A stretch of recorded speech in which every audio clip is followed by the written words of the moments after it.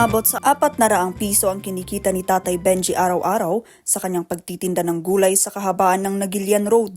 Sa pagsisimula ng tag-ulan, pangamba niya, mabawasan ang kanyang kita lalo pat ang kanyang pwesto ay madalas kung mabaha. Dagdag pa ang isinasaayos na drainage canal na malapit sa kanyang pwesto. Kailangan kasi matagal na to eh. Matagal na.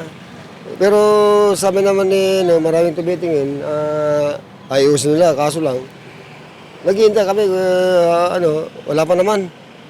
Pero naghihintay pa rin. Wala itong pagkakaiba sa reklamo ng tindera ring si Aling Dandis. Wala pa kasing drainage ito eh. Yan sana ang unang-unang gawin nila. Hindi yung kung ano-ano lang na pinag-iinitan ako dito. Ito hindi pa nakakonect dyan, sir, ma'am eh. Bumabaha dito sa amin. Kaya gawin na sana muna nila ito. Ito muna ang gawin bago kung ano-ano. Agosto pa noong nakaraang taon sinimulan ang konstruksyon ng kanal.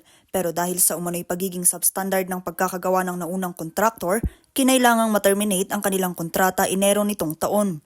Noon lamang nakaraang buwan ito na ibigay ng City Engineering Office ng lungsod sa bagong kontraktor.